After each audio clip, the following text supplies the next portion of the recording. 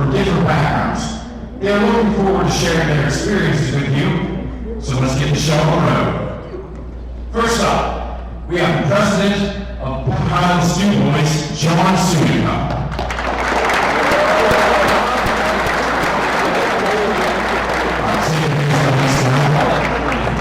Next, we have Mr. Chuck. Sorry for putting it next to your boss, Sallows.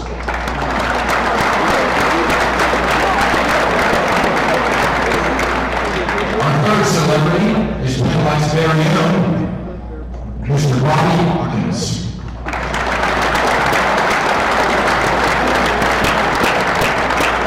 Now we have the best tattoo artist in the building, Mr. Tyler Wallstrom.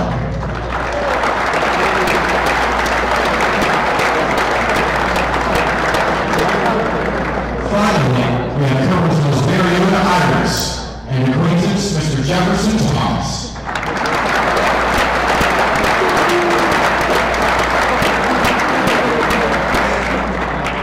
Now this time, a few words from Mr. Sallows.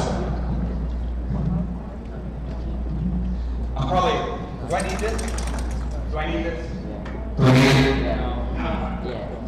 So my name's Chuck. I'm here because I spoke at this talk at the Teen Summit a couple weeks ago. Was anyone at that Teen Summit a couple weeks ago?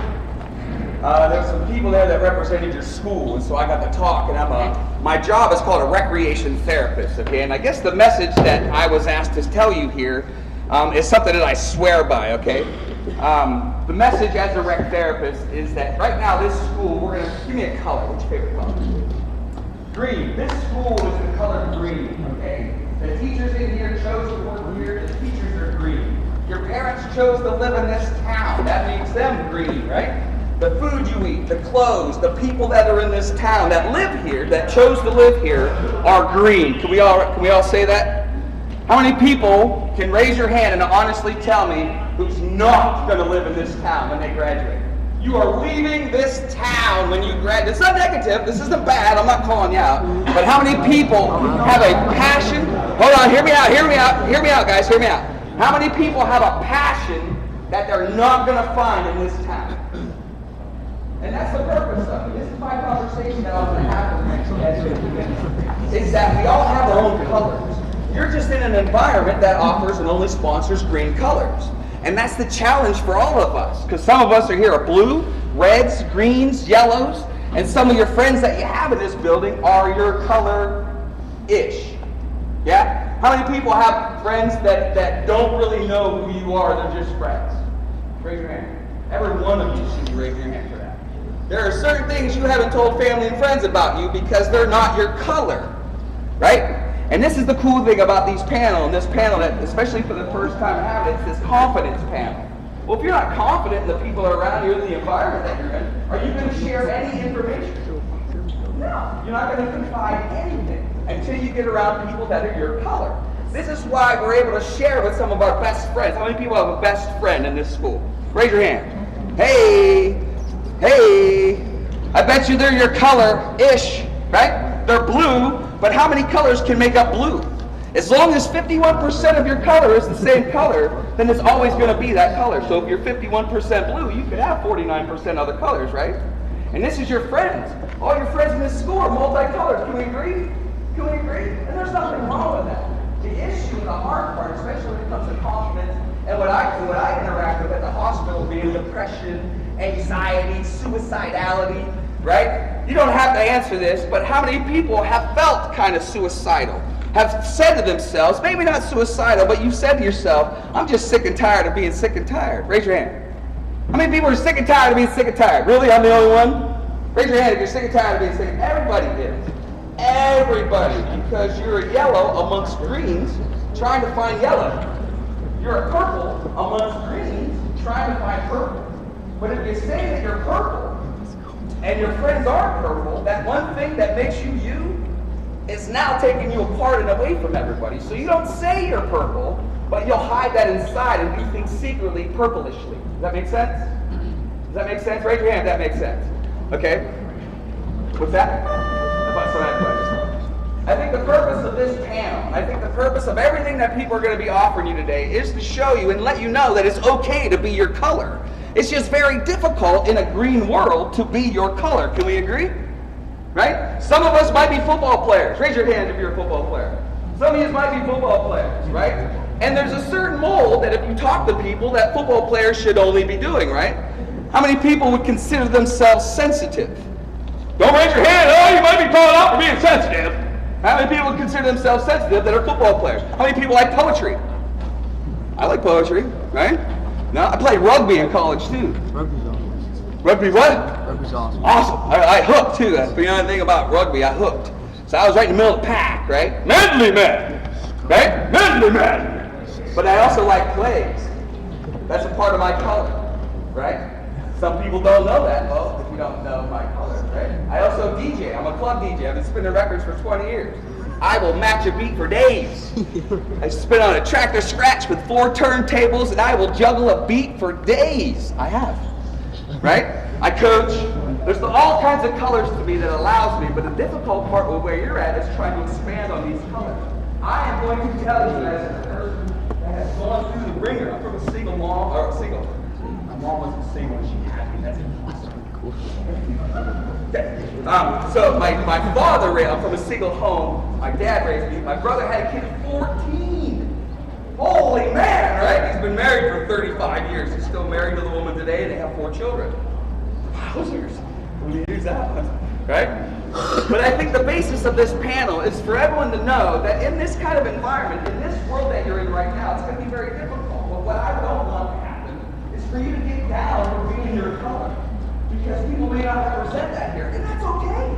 Because I'm going to tell you this 100%. Everything, guys, everything that you ever want to do in your world, in your life, anything, is always connected to your front door. Always. You just got to make the steps and turns to get there, right? Would you go to McDonald's? Would you like McDonald's? I love McDonald's. Which favorite thing is McDonald's? No. Don't eat there much? You like McDonald's? Favorite McDonald's. Okay. Would you find a big burrito supreme at McDonald's? Who likes Taco Bell? Hey! Look, he even said hey. He even said words. Even right? Taco Bell. Would you find McDonald's at Taco Bell? No, sir. Would you? No, call me sir. Sorry. I appreciate it.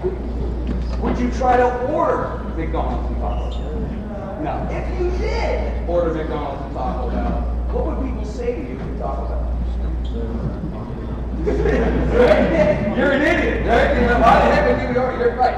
And this is the point that I'm trying to make with people in here, is you're in an environment that may not offer what's on your menu, or what you want as a menu.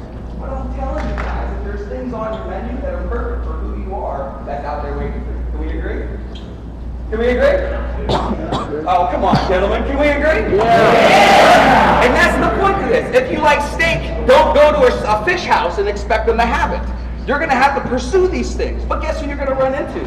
People leaving that place that don't like it. Two-way streets. You're going to go to football, but people don't like football that are leaving football. They're saying how much they don't like it, but they should just be telling you how much you like it, because that's where you're going. Make sense? I hate Taco Bell. You're going, I love it. And everything that they're saying is wrong with it is the exact same reason why you like it. And this is the point of all of this in confidence, is to know that where you're pursuing, where you're going is steps. Anyone skateboard? No one skateboards? Anyone skateboard? Nobody skateboards? Skateboard. Do you know what an 8 flat 8 is? An 8 flat 8 is very important when it comes to skateboarding. Because if there's just 16 steps, you can jump right over. But if there's an 8, if there's 16 steps to a flat, and I just jump on like there's 16 steps, I'm getting lunch. We agree? Because there's space in it, right? I would say that this part of your life is the flat that's going to connect the doors. If you take away that flat from those steps, you're going to create a gap. Yeah? Yeah? This is maybe. You said maybe. I will call you out. This is my program right now. But of course it would, because if there's a flat and you brought those together, there'd be a space. We need that gap. We need that time to understand to connect these things. Can we agree? This is that time for you to learn who you're not. just as much as you need to learn who you are, right? So the people that are around you that aren't your color, they just aren't your color, okay? If I'm in a band, your first name, I don't want to call you Taco Bell, never played it yet. Cameron, you play an instrument? You're really ruining my example right there. All right. Anyone play an instrument? Hey! What do you play? The trumpet. If we're in a band and I play the... Let me see if you can pay attention. He plays the trumpet. Why would I play the trumpet if he's already playing the trumpet? What am I playing? The saxophone, right? If we're in a band, you're playing the trumpet, I'm playing the saxophone. If you have to worry about me playing my instrument, are you playing yours? No. Are we going to make any kind of music? No, because you're worried about if I'm playing my instrument right. Make sense? The whole object of this is that you guys are in a band together. This is one big band. And we are all bringing in our own instrument. Okay? Some of us are clarinets, some of us are trombones, some of us are flutes. Right? And the flute is just as vital as the drum, because the drum can't hit that high note. And so with every respect to the instrument in the band, I need that flute in my band to hit those notes. Can we agree? Yeah. Right? I don't care what instrument's in my band as long as they do what? Play their instrument correctly. Play it well. This is why this place works, this school and all the other schools, is because once we figure out, especially as the time goes on, that it's okay to be ourselves, then everything starts to work. Think of the family structure at home. As long as everyone's playing their instrument, the music's great, right? I grew up in a single home. My dad raised me. My mom and dad separated when I was 5 years old, right? And that's one of the questions. What is the most important thing that's ever happened to you? Looking back now, that moment. Because it taught me that I needed to play an instrument. Does that make sense? So we all got these stories, and we all got these things in our lives that create these colors in us. What we got to understand is that these colors are perfect for what we're trying to create, right? These colors are perfect for where we're trying to get to. I'm going to match the environment as soon as I get to the color. Can we agree? As soon as I get there, I'm going to match it. And people are going to know right away because I'm going to have the accent, the shirts, the clothes, the food, everything that matches that color. The problem comes in when I'm taking on other people's colors and then people don't know who I am. And then I say stuff like, I just wish people would know who I am. But then I would be the guy as a friend that would say, how can they know who you are when you haven't been honest about who you are? How can the world love you how you want to be loved if you haven't offered the world anything about how and who and what you love? I'm going to leave you with these three things, okay? Steelers are horrible. Ha! I saw the shirt.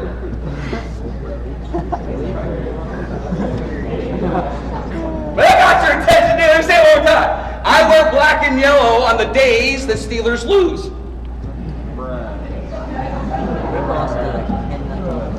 Check the socks. Oh! Oh! Spot on. It's even better than that. Everyone stand up. Everyone make sure you can see me. Everyone make sure you see me. Everyone look. Everyone stand up real quick. Make sure you see me. This is going to make it even top it off even better. You guys ready for this? Same with these. Bam!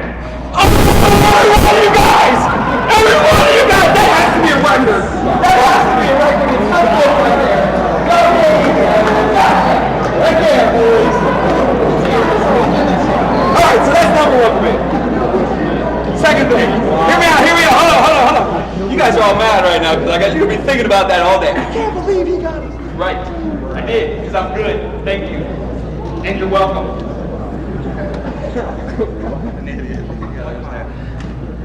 Second thing, 3 reasons why people get upset and why they come into the hospital to see me at the hospital. I work in the behavior unit at East Hospital in Du Bois. So if you've been on the adolescent unit or know anybody that's been on the adolescent unit, they know Crazy Chuck. Just putting it out there, right? 3 things, 3 reasons why people come into that. Lack of love, lack of understanding for their love, and lack of resources. But if you're your own color and promote that, you'll always have what you love. People will always know and understand what you love, and you'll always have the resources for that because you're looking for them. Does that make sense? Okay? Your color is perfect. It just needs to shine so people know who you are. That's it. What if they get upset at me for that? Well, you'll find later in life that those people are looked down on for having an opinion about someone else's truth. Just right now, we're looking. And I'm going to leave you with the third thing. There's a song that I want you to listen to. You guys probably already know it because it's wicked. It's by NF, and it's called The Search. Anyone know NF? Anyone know NF? Anyone know NF? I use that song in therapy groups, and I break down the lyrics. That song is powerful because we're all just searching. That's it. We're all just searching for the map to hope. Have you seen it? There's a line in there. Great track. Great track. I thank you guys for listening. I thank you guys for being a part of this. I'm super excited for you guys to hear the gentleman on the board here. I know at least one of them. Thank you. Thank you, man.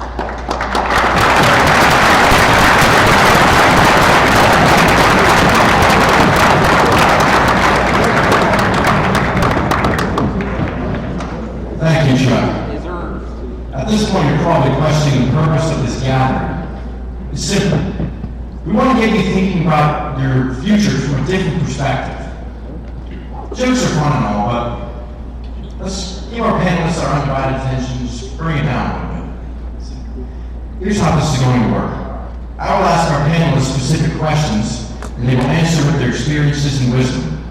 Now, there will be a time at the end for question and answers, so please save your questions for the end.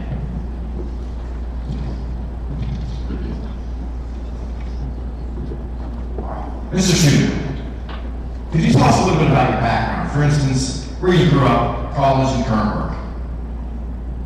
Absolutely. I actually grew up in Grampian, so many of you are familiar with that, part of our district here. And I still live in Grampian with my wife, and we have three children, all adults. One of them lives in Grampian, the other two in Curwensville, so all local. I went to college at Gannon University in Erie. And my current job is I'm the president of the hospital in Du Bois. We're part of Penn Highlands system, so we have 5 hospitals, 5 hospital presidents. I'm the president of our Du Bois facility. Thank you. Mr. Salas, could you tell us a little bit about your background? I'm from Johnsonburg, and I went to school at Slippery Rock University. I was a chem major at first.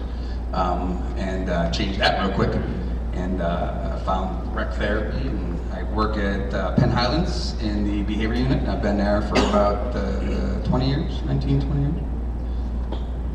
All right. Mr. Hawkins, can you tell us a little bit about your background?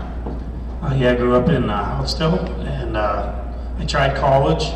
Didn't work for me. I got into an apprenticeship, and I was out of Collegeville, Pennsylvania, down by Philly. It's called the Northeast Apprenticeship Training. It was a 4-year apprenticeship for lineman school. I graduated from that, traveled from Texas to Maine, did all kinds of different types of line work, and then now I currently work at Penelec, and I live in Atlanta. All right. Now, Mr. Wallstrom, can you tell us a little bit about your background? I attended Phillipsburg Osceola and graduated in 2008. I didn't go to college out of high school, and I worked a couple different jobs. I was working like my part-time job when I graduated, and ended up working construction and some other things, and eventually went to school for health and phys ed education and to be a teacher, surprisingly, and ended up getting into tattooing in the meantime, and eventually changed my major and switched out of that and worked full-time as a tattoo artist from about the time I was 20 years old. And in 2012, I quit that job and then opened my own shop back in my hometown of Phillipsburg, and been just working and burning the midnight oil since. Thank you. Mr. Thomas, what about your background? I actually grew up in Curwensville as well. I grew up in Grampian, and then when I was in high school, we moved to Curwensville. My family still lives in Curwensville. My sister is Miss Thomas. She teaches geometry here. But I went to school. I graduated from Curwensville in 2009. Went to Lycoming College in Williamsport. I wrestled there. I was a double major in psychology and criminal justice. I was in grad school back in 2013. I was in a car accident where I lost my leg. That's why I have Iris. That's what you were talking about earlier. He's my service dog.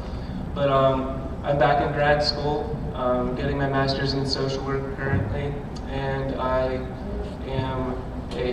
work in the foster care system in Missouri, but my sister asked me to come back to speak for you guys, so I came back. Thank you. So as you can see, there's a pretty diverse group of backgrounds. All right. This next question is from Mr. Sudica and Mr. Salas. What was your first job? And what were some other memorable jobs in the past? My first job was actually mowing grass up at, it was called Grandview Golf Course, now it's called Eagles Ridge. Did that summers, and also did, kind of on the side, income tax preparation. My father had done that. He taught me how to do it even before I went to college. Some memorable jobs, I still am, practiced as a CPA with one of the big accounting firms for a few years. So that was interesting. Saw a lot of different places, a lot of different businesses. And then before I was president at our Du Bois, I was president at our Brookville facility. And what I really learned there is, people, we compete with Brookville in different sports, baseball and football and different things. You kind of get a perception of people when you go there. You see, it's like everywhere else. There's a lot of good people. Most people are just really, of course, get through their day, but also really trying to treat each other well. So a good experience in diversity, I think. My first job was almost like yours, but shoveling snow. My dad, you have snow days? Well, my dad used to wake me up on snow days and send me to the bus stop. And so I'd be there by myself during a snow day, and I would come home and my dad would have like the shovel and the note on the door, go out, make money. And so I'd be shoveling snow early. My favorite job that I ever had was working for Quickfill, a gas station attendant. Yeah, you don't want to give a 17-year-old the keys to gas for people. A lot of my friends didn't pay for gas, so that was always good. I've volunteered, I've done different, I've worked at Sheets, I've worked all kinds of different stuff, but therapy is the one that called to me, so yeah, first job. Shoveling snow, look at us now. All right. What's the biggest factor that helped you become successful? This question is for Mr. Walsh.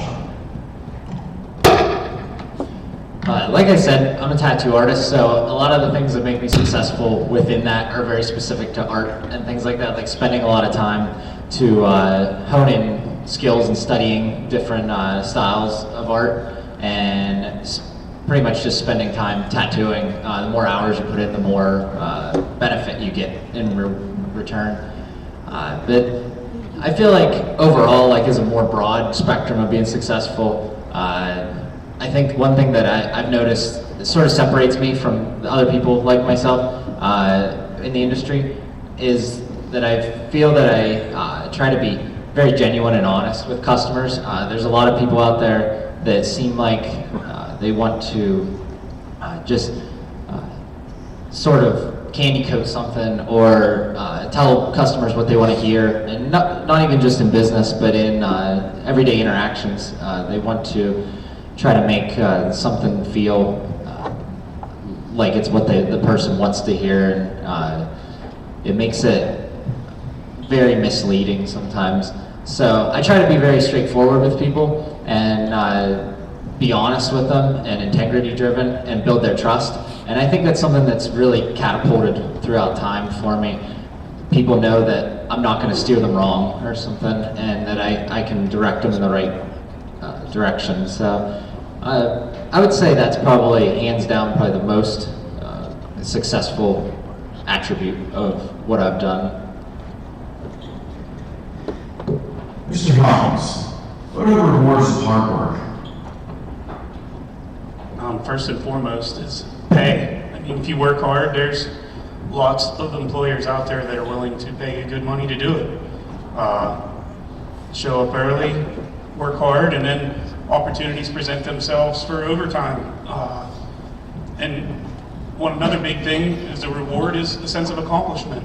In my trade, you go out in all kinds of weather, people are out of power, work all night long, get their lights on, and they're happy. You know, it's very rewarding in that aspect that you know you can help people, but the pay is also a nice bonus. Mr. Wallstrom, what are the rewards of hard work?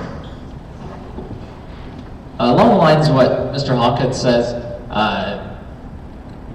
one of the biggest rewards for any type of work is the fact that you're getting paid. That's what motivates a lot of people. But I feel like, along like with what he said, it's not always the most important thing. No matter what, there's always going to be someone else out there that has something nicer or more luxurious than you. So if that's your only motivation, a lot of times it leads you to kind of be sort of let down and disappointed and kind of wanting more. So I think that finding something non-money based is the best reward.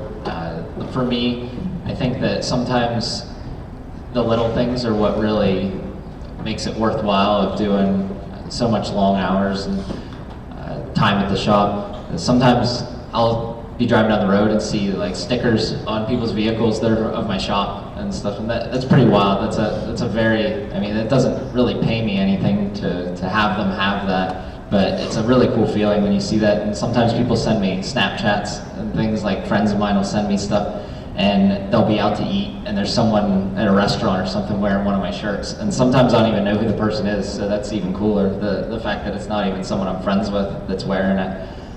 So I think things like that are the most rewarding feeling, seeing your work transpire into something physical and you see it in front of your face like that.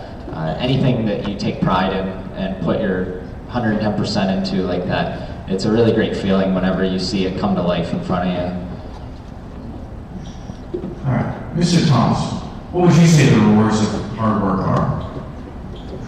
Kind of combining what both Mr. Hawkins and Mr. Wallstrom said, I think that the rewards of hard work is just the self-satisfaction of knowing of job well done, kind of like what Mr. Wallstrom was saying, like seeing the fruit that you have been working at come to life, and knowing that you helped make a change also, I think is, whether it is providing someone with a good product like what both of them said, giving them the electricity or the nice artwork that they want. I think that just knowing that you are providing something that is going to make someone else happy, fulfilled, I think that those are rewards of hard work as well. Now this question is for everyone. What would you say is the single most defining moment in your life up until now? You start. This is kind of corny, but I've got to say it. It's when I met my wife. We both actually met here. She was a student here at Curwensville as well. And when I look back on things, as Chuck said, look back on what really has impacted every other thing in your life, and that would be it. So I'm glad she's not here to hear it. So if anybody keeps that quiet, I'd be happy. Thanks. I know where you work. The single most important thing, the biggest factor, what was the question? Most defining moment. I think I said it earlier, was looking back now. I mean, at the time it was horrible because I was 5 and 6, but looking back on it now, I can see how it led me on a path to find kind of, in turn, what I was looking for, needed to be a therapist. But now, so that would be when my mom and my dad separated when I was 5. Looking back now, it put me in a pursuit to kind of understand kind of what something that I didn't have was, and in that it allowed me to kind of skate around to get a lot of different perspectives of that's now I'm able to use in my profession. So that was me, my moment. Like Mr. Sudica, mine would also be the moment I met my wife. She has been there for me. It's been nice having somebody to help me through all the processes that have gotten me to this point in my life.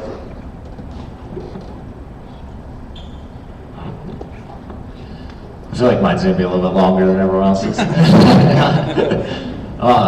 Whenever I was 22, I was still in college at Lock Haven. I ended up switching out of that teaching major and switched into business so that I could finish out and still get a degree since I had worked towards that and had so many credits already. So that way I wasn't just giving up on college because I switched my career path. But I was working full-time at the time down in Lewistown, Pennsylvania, which I was driving like an hour every day. And there was a tattoo convention coming up, and I've never been to one before, and the guy that I worked for wanted to attend it. So I applied and everything, and it was a national level one, so you had to get approved to work at it. And I got approved, and I was stoked and sent in my money. It was like $700, so for a college student, that's a little bit of money to throw down. But I sent it in like 8 months ahead, and then, of course, as my luck usually goes, things came to the end of the school year there, and it was the end of my last year.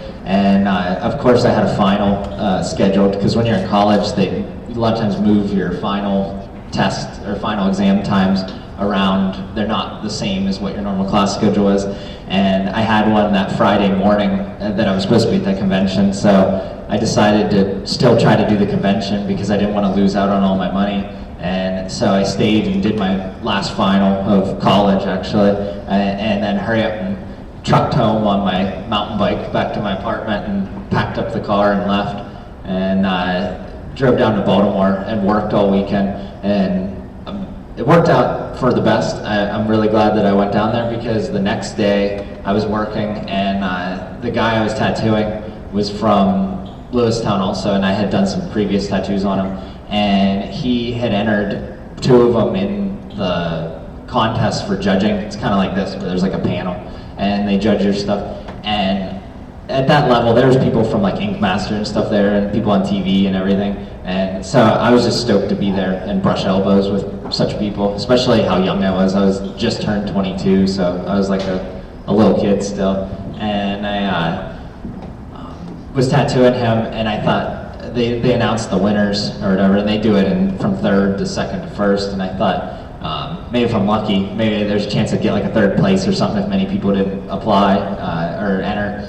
And they announced like 3rd place and then 2nd place, and I went back to tattoo, and I was like, oh, yeah. And then all of a sudden they said something about like from Phillipsburg, Pennsylvania or whatever, and said Tyler Wallstrom, and I didn't even like click at first, and that guy like said, oh my God, we made it. And he grabbed me and we went up to accept the award and stuff. But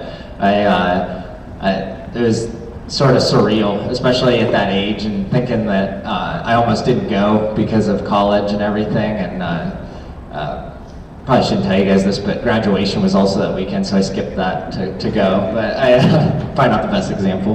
But yeah, I'd say a lot of different things played into factor of what guided me to the career and being successful in this career and everything. But I would say if I had to pick one like sort of big bang moment that really catapulted my life, I would say that those choices that weekend and that trip definitely changed things for the best. Because right after that, the Center Daily Times wrote a newspaper article about me, and I got like a ton of customers right after that. And then a couple months later, I ended up resigning from the job that I worked and started my own shop back in my hometown.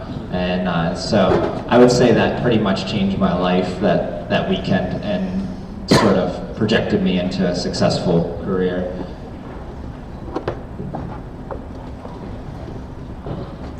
And I just want to add on what Mr.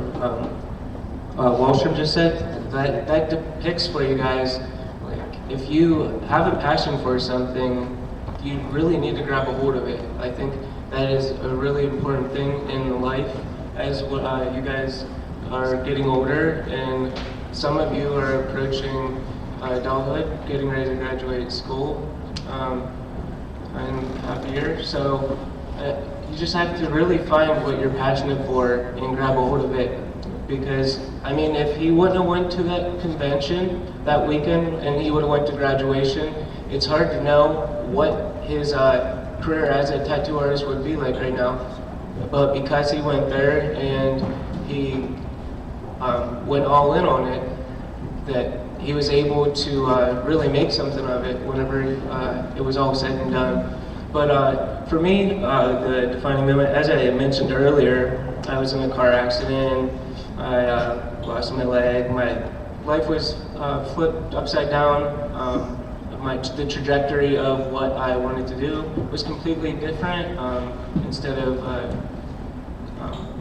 progressing, I was trying to get back to normal. I was rehabbing. That took a few years.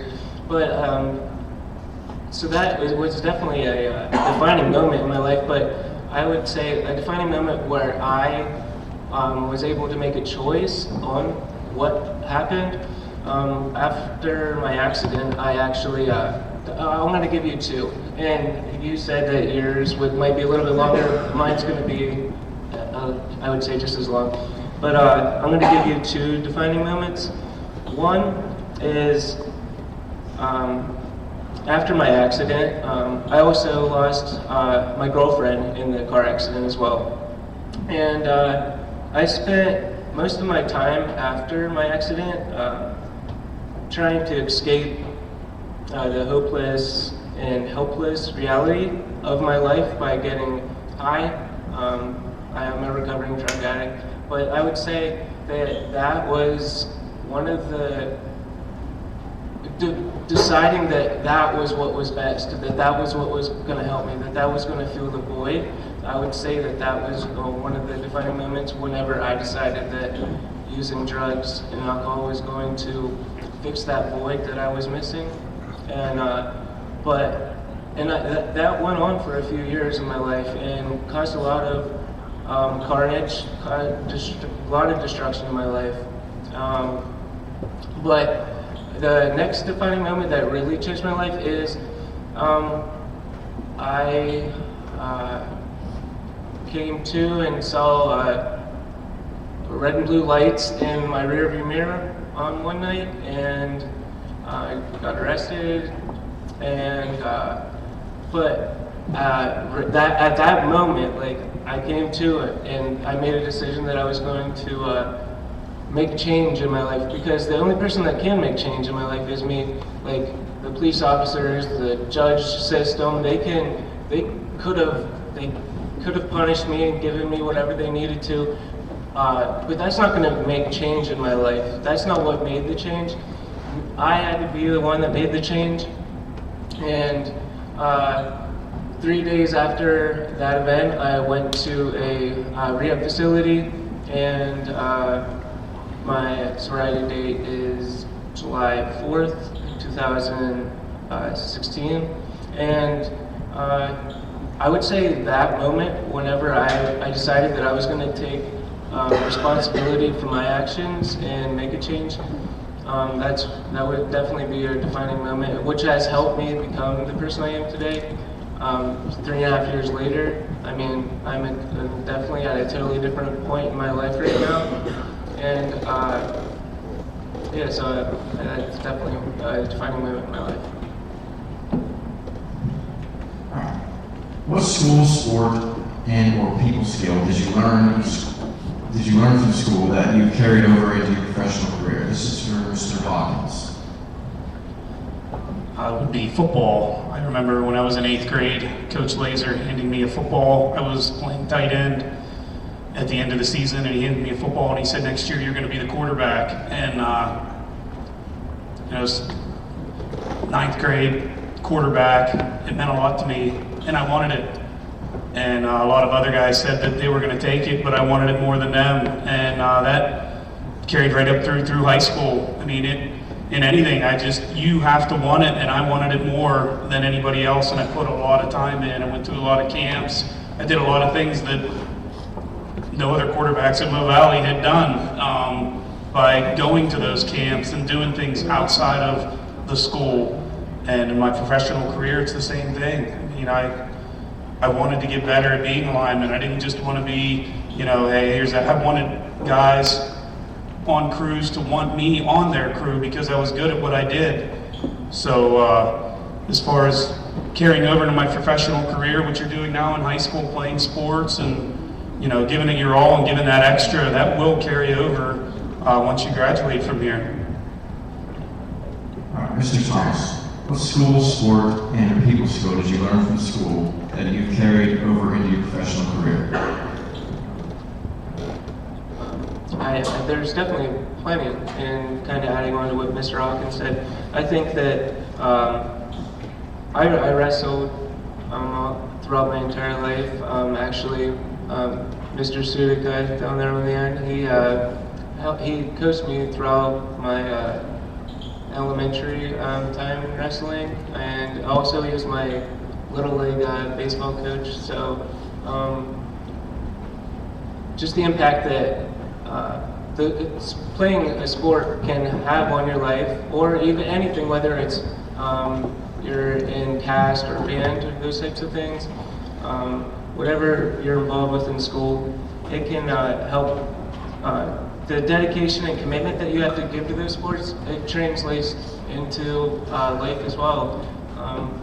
You have to be committed to what you're doing, and that's why finding your passion is really important, because you can be committed to those things. I mean, by the looks of your guys' faces right now, like, you don't really want to be here. You guys look kind of fancy, but I mean, whenever you find what you want to do, that you shouldn't feel that. Like, you should always want to be there. Of course, you'll have those days whenever you don't want to be there. But I think the dedication and commitment from whenever I was in school, playing the sports, and even in college, it really helped me in my professional career. Thank you. Mr. Sudica, how has confidence in your abilities shaped your success? I would say it's probably the most important thing.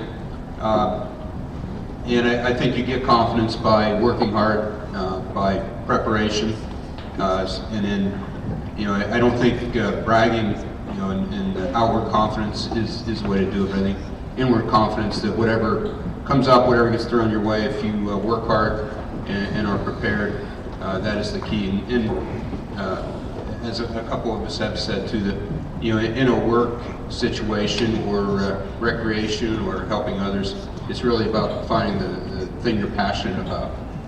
And when you find that thing you're passionate about, working hard at it to be the best you can be, and then you have that confidence that helps you to succeed. Mr. Salas, how has confidence in your abilities shaped your success? I agree with Mr. Sudica that it's an important factor for a lot of reasons, but one is if you're confident in your abilities and the things that you do, then you're going to put yourselves in different experiences and opportunities for that information.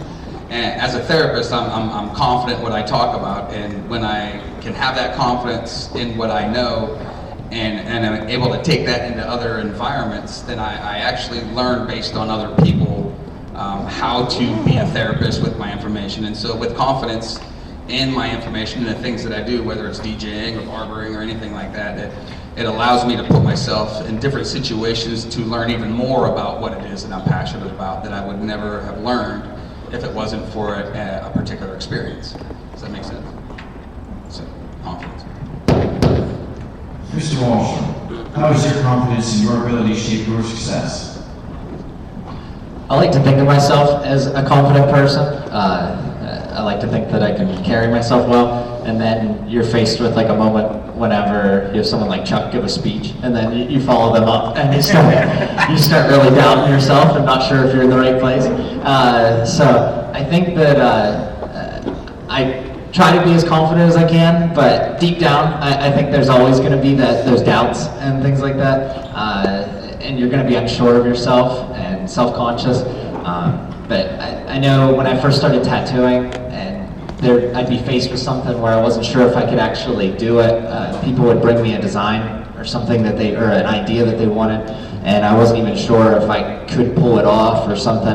And I'd like kind of mentally give myself like a pep talk, and just like I knew I had to do it because my job depended on it. So I just kind of, my back was against the wall, and I just step up and try to put the game face on and pretend to look confident and look like I knew what I was like, that I've been down that path 10 times before, so they felt trusting and things like that. But deep down, I feel like at least I can speak for myself. I don't know about everyone else, but I feel like it's kind of like a duck on a pond, and their feet are going like a million miles a minute underneath, but on the surface they just look like they're hanging out and they're real calm. So I think that's sort of what professional confidence looks like sometimes. To say that you never have a care in the world and you're not nervous ever or never feel self-conscious, I feel like it's unrealistic. I think that what makes you a professional and what makes you confident is the ability to kind of face that adversity whenever it comes up and face the challenge and still look like you have everything together and you're not flustered or anything, and just full on go through, whether it's a job or school or a sport. I'm sure that many of you that play sports are faced with something like that, that a big moment comes where the team's dependent on you and only you, and like if you look like you're nervous and manic and running around like a crazy person, you're definitely not gonna be able to follow through, but you step up and you just, with a straight face, and go for it. I think that makes a big difference. Mr. Stiles, have you ever had to overcome self-doubt? If so, could you please explain how you did it?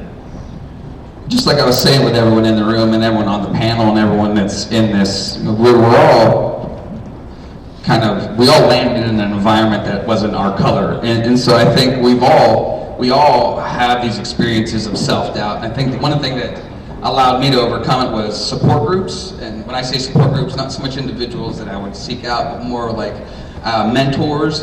My father was a really good support system for me. He would always ask the question, do I love it? And so if there's anything that I would say to you is, do you love it? And if you say no, and my dad would say, well, then don't do it, because that was where the self-doubt would come in, because I'd be trying to complete something that's not meant for me. If I'm not a mechanic, then I shouldn't put myself in a situation where I have to prove my mechanic skills. And so support, being honest with the loved ones around you and allowing them to offer you support when it comes into your that self-doubt. Just know the strongest are helped last, and if you're thirsty, I won't know unless you tell me. I can't give you a drink. And so that's kind of the thing with self-doubt, is you got to be honest on this path, because the people that are on this path that you're on understand the path too. So. All right, Mr. Thomas, have you ever overcome self-doubt? If so, could you please explain how you did it? Like I spoke on earlier, there was a time when I spent most of my time trying to escape the hopeless reality of my life that I thought was helpless and hopeless. So yeah, I definitely have overcome some self-doubt, and I think that whenever we do have self-doubt, whenever we aren't thinking positively of ourselves, kind of like what Mr. Swallow spoke on, not being around people that are our color.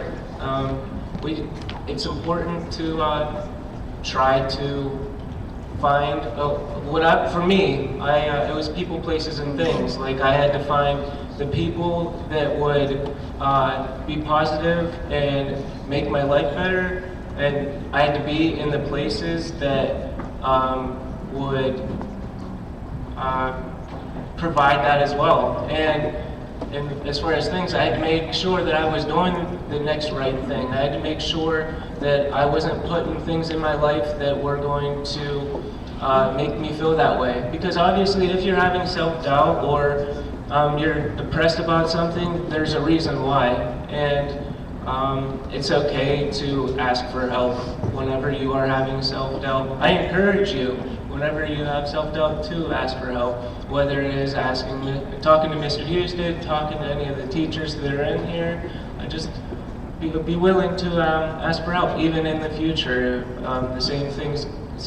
Like if you have questions at work, you ask your boss or your supervisor. It's the same. So I think that for me, that is what I did to overcome self-doubt. All right, Mr. Susan, how do you motivate other co-workers?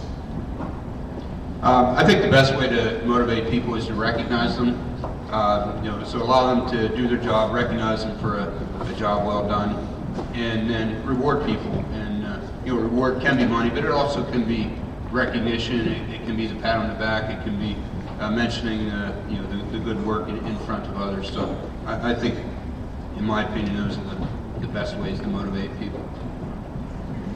Mr. Hawkins, how would you say you motivate other coworkers? For me, just stay positive.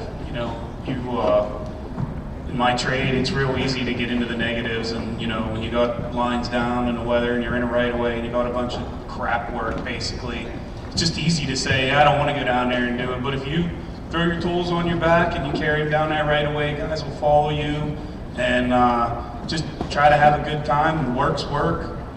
Be positive. Like Mr. Sudica said, just be a positive role model. And when you see somebody down, be the first one to reach out your hand and lift them up. We all have bad days. So I'd say staying positive is probably my biggest way of motivating my coworkers. If you were to hire someone, what are some qualities you would look for? This is for Mr. Sudica and Mr. Salas. Number one quality, in my opinion, is attitude. At the hospital, we have people in all kind of roles, and when people are applying for a job, especially at certain levels, they have to have a certain level of training or education. But more important than any of that, and even more important than skills, is attitude. So that's the number one thing if I'm interviewing someone or talking to them about a job. Really try to gauge. Are they committed? Do they love the job? Is it something they really want to do? So I really think attitude's the number one thing. And of course, you just described me, of course. I would say I coach soccer, and the one thing I'm looking for is coachability. I want people to stay coachable. So you might be really good at what you're doing, but you also, it's a new arena for people with the skill, I guess. So coachability. If you're eager to learn, and like Mr. Sudica said, like John said, attitude. You got to be happy. Mr. Hawkins, when you think of Curwensville High School, what comes to mind? Opportunity for you guys. Somebody had mentioned it on the board earlier that my wife teaches here. I know most of the faculty here. You kids definitely have an excellent opportunity. If you need anything, you have role models surrounding you all day long. The teachers here and the staff, they will give you opportunities that I didn't think were available to me when I was in school. But so for Curwensville, I think it's a great place, and I think you kids are pretty lucky to be here. Mr. Thomas, when you think of Curwensville High School, what comes to mind? I was walking down the hall, actually down one of the staircases over towards the elementary earlier today, and I saw a sign that said one team, what did it say? One team, one town, one family, I think is what it said. And I think that is exactly what I think of whenever I think of Curwensville. Whatever it is, kind of like what Mr. Hawkins was saying. The teachers and the administration here, they want what is best for you. That's why they brought a group of the community members in to speak with you guys about empowerment and confidence, that they want what is best for you. And to add on what Mr. Hawkins said when he said that the opportunities that he doesn't know if they were there, the opportunities that you guys do have weren't there for us. So you guys need to be open to it, and whatever it is, take the opportunities that are available here, and the family that Curwensville Area High School is, they will help you be successful in the future. Mr. Sudica, how have you maintained being a husband, father, and grandfather with such a demanding career? But the first thing, and Mr. Bennett, who's my son-in-law, can attest to this, my wife pretty much does everything at home. You know, she mows the grass, she, of course, cooks, takes care of the house, takes care of the grandkids, does the shopping. So, you know, without her, it definitely wouldn't happen. And the other thing is, and it's in any position, any career, setting priorities. You can get so caught up in doing things that might be a good idea, and it's probably would be a good thing, but maybe isn't the highest priority. So every once in a while, you just got to sit back and think, you know, is where I'm spending my time the right place? Am I doing the things that really are rewarding to my community, myself, my family, that really need to get done? So I think setting priorities is a key. Mr. Salles, what motivated you to become a therapist? I went to Slippery Rock. When I was growing up, it's going to be weird, but growing up, I'm called a boogin, if you know anything about Elk County, Johnsburg, St. Mary's Ridgeway. Boogans were like the lowest of, like, so you had upper class, middle class, lower class, lower class, the lowest class, and then the people you made fun of were boogans, okay? So I started out pretty low, and when I was going to high school and into college, I wanted to prove to the world that I was smart, because we were known to be dumb, and so I went into chemistry. And I was a chem major, chemical engineering. I had like 100 and some percent in high school, but I worked super hard at it, and it was definitely, this guy is not a chemist, I'll just tell you that, right? But when I was in college, I pretty much had an open door. People were coming into my room to talk. Hey, can I talk to you? I hear you're cool to talk to. And through that, I figured out that I was really pursuing chemistry to prove people wrong. And I found my passion was the emotional change in people that I could make through talking, just talking to people. I could make someone sad happy. I could make someone that was over the top just by ripping jokes and, you know, being honest. That's really what motivated me to become a therapist. I'm addicted to emotional change. Mr. Hawkins, how do you remain safe in such a dangerous job? There's a lot of factors. One of them is confidence, which is not given to you. You have to, you know, through the apprenticeship, I learned how to do my different stages of my job.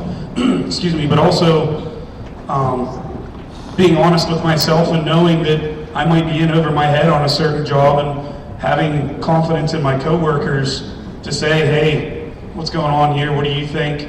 You know, surrounding yourself with positive people.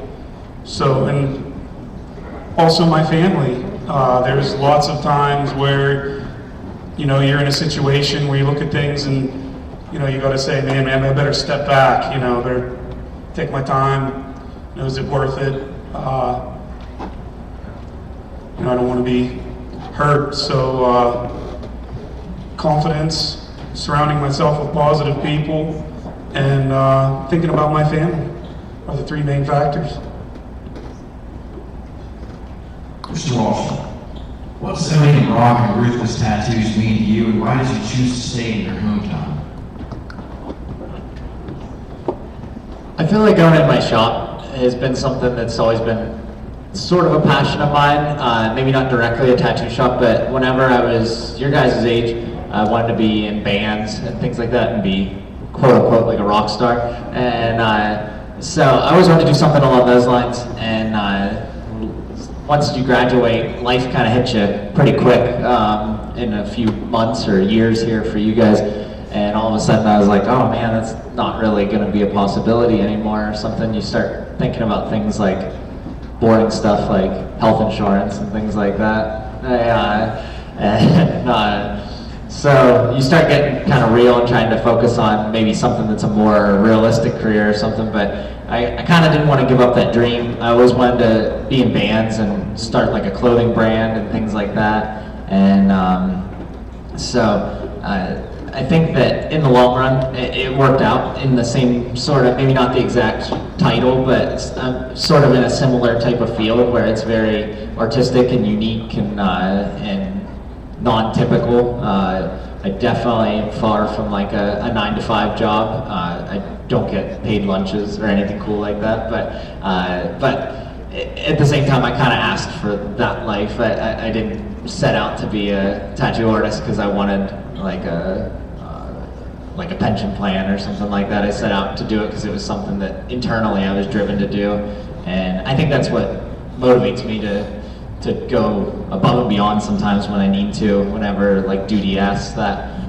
Like last night, I didn't leave till like 2 in the morning from the shop last night, and then hurry up and tried to wake up to come here and everything. So sometimes things don't work as smoothly as it appears, but it happens.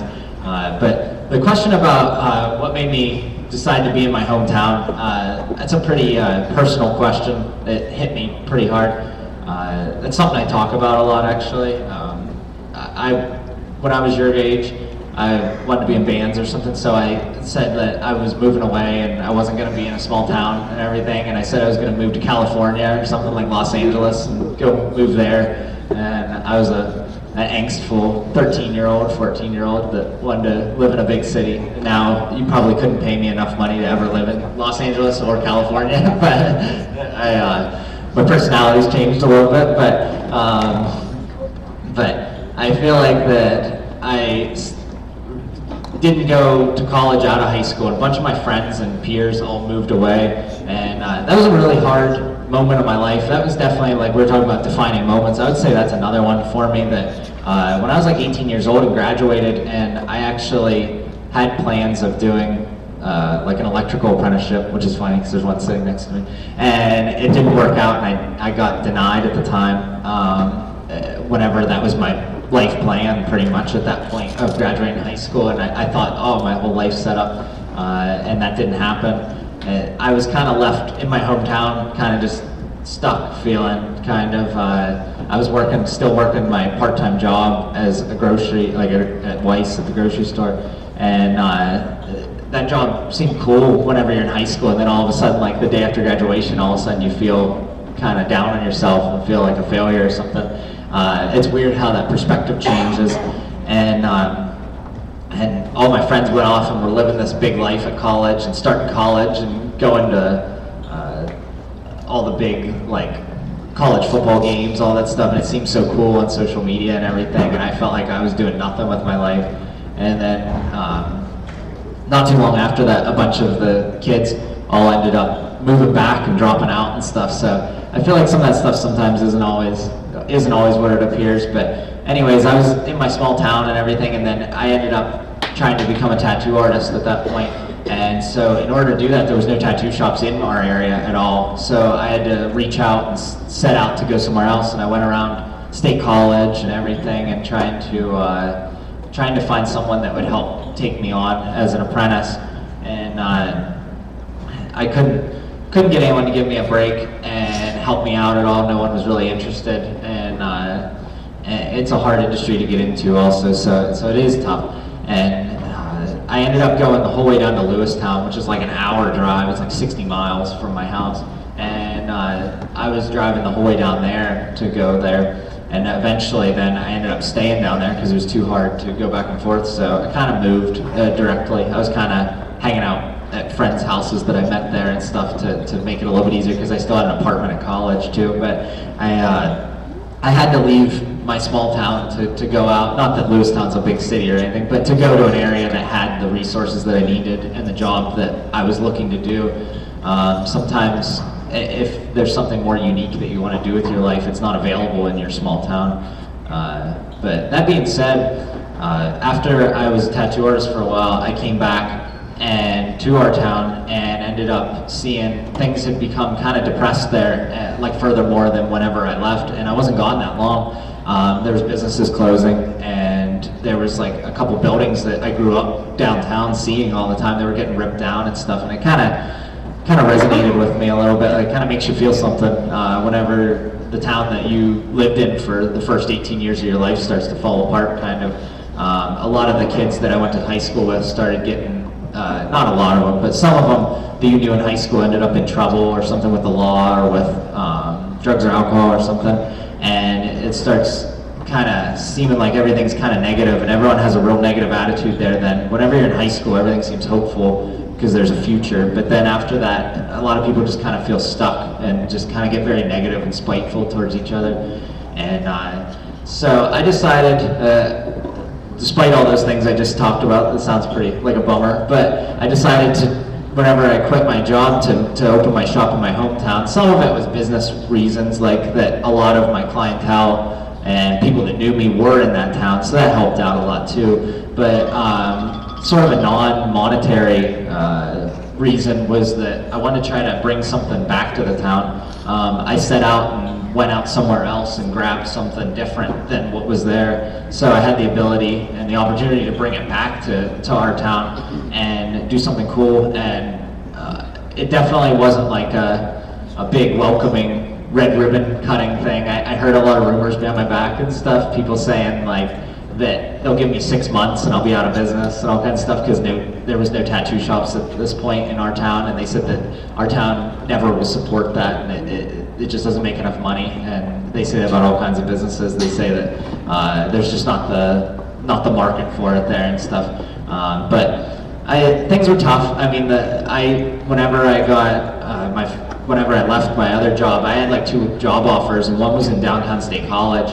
And I could have taken that job. I probably would have made a heck of a lot more money than compared to the first 2 years or so that I was open at my shop. But it was important to me to kind of try to bring something positive back to the town and back to like my community that brought me up. So that's why I chose to do that. I feel like that it sounds cheesy and stuff, especially to a lot of you guys at the age you're at, but you're sort of a product of your families and your community. So I feel like you sort of owe something back to those people. If you can make something good out of yourself, you definitely owe some appreciation back to the people that have helped you get there. And I think opening something in my hometown has allowed me to do that. I've been able to do things in the community, and then also I've been able to like give a couple people like job opportunities here and there that needed something in the meantime or something, and people that I know, like good people, an opportunity to get a stepping stone somewhere, whether it be like a young kid like yourself or something. It's pretty cool to see. Someone that worked for me recently, worked for me for like over 2 years, and he was your guys' age, he was 16, and he is now a cop. He just started being a police officer. He left my shop and went off to school and everything. So he was kind of a quirky kid, and I wasn't sure about his future there when he started, but he's shaped himself up and everything. So I think things like that are what's important to bring back to a hometown, especially a small town like Phillipsburg's probably no different than Curwensville. It seems like there's not a lot of opportunities for you and stuff, but and it seems like there's a lot of people that just look like they're stuck or not going anywhere in their life. But if you only focus on those things, those are the only things you're going to see. But if you set out and kind of look for the successful people, the positive people, there's plenty of them around. I mean, our area is rich with talented people and like very successful businesses, businesses that do stuff all over the world, actually. Even in like my tiny little crappy town of Phillipsburg, there's businesses that are shipping stuff to Russia and everything else. So I definitely would never let anyone discourage you from ever coming back to your town. It certainly does not make you, there's a very weird stigma in our area of like central Pennsylvania that if you don't leave your hometown, you're some sort of failure or you never accomplished anything. And I definitely encourage everyone, if you have the opportunity, to leave and go out and do something different, even if it's for a couple months, or go off to college or something and gain another experience from a different place and different people. But there's certainly nothing wrong with coming back and living a positive life in your hometown. You can kind of sometimes be the light for maybe some of the people that may need it in your town. Mr. Thomas, how were you able to get back on track after facing some trying times? I think I spoke on that earlier. Sorry, I hadn't answered that question, but I'll go a little bit more and kind of talk about something else. But when I was talking about self-doubt and just finding the people, places, and things that brought me positivity in my life, kind of like what Mr. Wallstrom was talking about, the positivity, whatever. If all you see and all you think about is the negative things in our town and in Curwensville, like that's all you are going to see. He is correct, and there is a lot of positivity to be had here. And like I spoke on earlier, the teachers here, they care about you. They want what is best for you, and I think that it is important to. I know it seems like you guys don't want to be in school sometimes, but this is the next stepping stone in your life. And as you seniors are finishing up with school, you guys need to make sure that you are paying attention to what you're doing. Listen to the advice that Mr. Houston gives you and the other teachers give you, because once you graduate in June, the opportunities that the school will give you are pretty slim. So make sure that you take advantage of what the school can provide for you, and that's some advice that I have. All right, in closing, this is for all of you guys. What is one piece of advice you'd like to share with everyone that you wish would have been shared with you when you were in high school? I think I'd say find something you're passionate about, work really hard at it, and be ready for opportunities. They'll come up when you least expect it, when you're least ready for it at times, but when you have those opportunities, really seize upon them. Put all that hard work and effort and creativity into doing whatever that is. First, I want to say, great job, guys. Your guys' attention and just your ability to follow these conversations have been you guys have been super kind, and we appreciate your attention. So give yourselves a hand for just allowing us to come share our passions with you guys. So thank you. I guess the one piece of advice that I would like to give you that I used to get as a kid that has really helped me is unlearn that love hurts. Okay, it's the lack of love that hurts. And just know that whatever you love will always love you back how you're supposed to receive it. So always pursue kind of a passion, just like John said, and love doesn't hurt, man. So pursue you and, show your color. The thing I'd like to tell you guys is that for me, I was pressured into college. It wasn't for me. There are other opportunities out there. Like these gentlemen have all said, find something you're passionate about, because the days are long and the years are short. You're going to blink and you are going to be worried about healthcare. So find something you like, stick with it, whether it takes you out of Curwensville or across to another country. Just don't be afraid to travel. There's lots of opportunities, and give it your all. Finish what you start. That's pretty much the biggest thing I can tell you guys is don't give up, and you know what's right in your heart and follow it. If I have to give you guys something of a piece of advice that I feel like you guys could utilize, it would definitely be don't get hung up on whether or not something's the right choice or something for your life. Just try to learn as much stuff as you can. If there's an opportunity to learn a skill or some type of knowledge or something, even if it's a high school class here, like an elective or something, it's a heck of a lot better than just sitting in a study hall and doing nothing.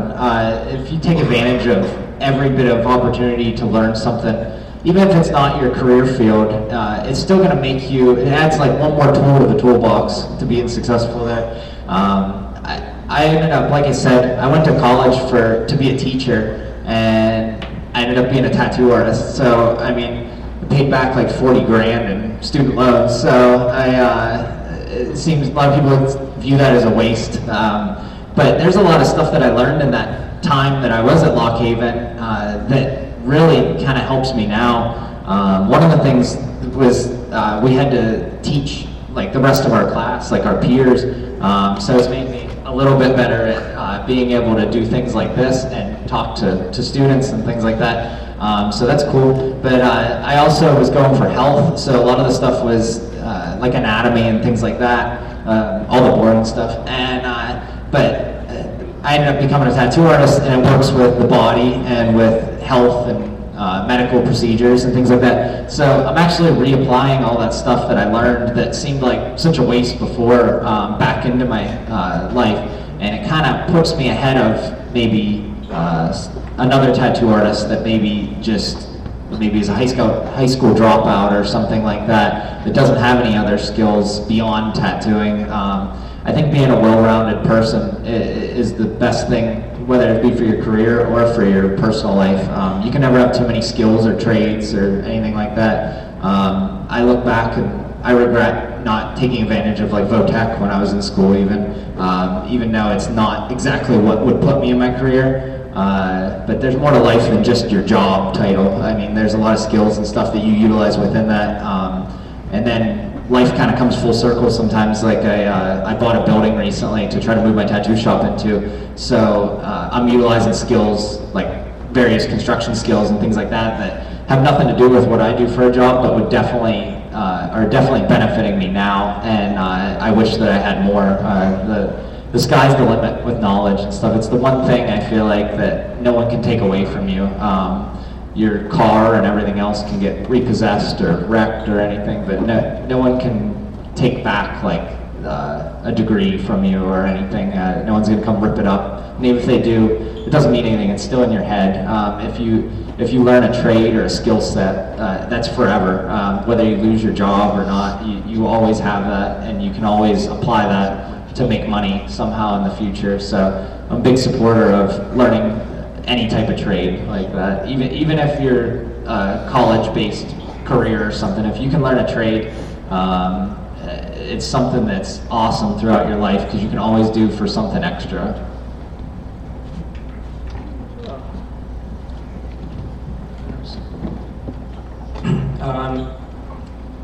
One thing that I think you asked us is something that we would, a piece of advice that we want to give you that we might not have given when we were in school. I mean, I'm sure I was given this piece of advice whenever I was your age, but I didn't listen to it fully, and I think it's kind of what I struggled with at certain times in my life, and it's just being true to yourself, being true to who you are, finding that color that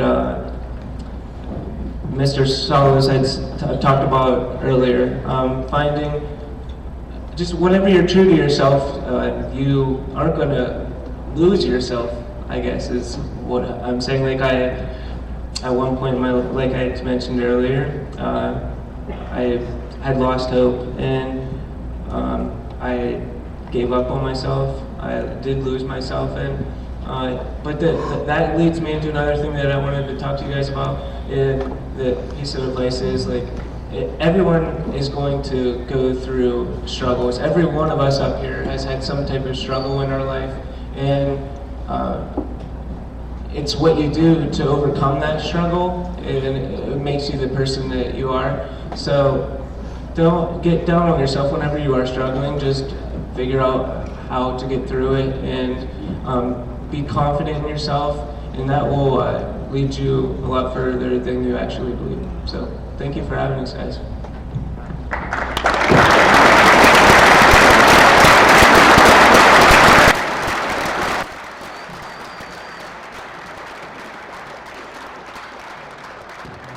Keep that going for this man here. What a host, guys. What a host. Keep it going.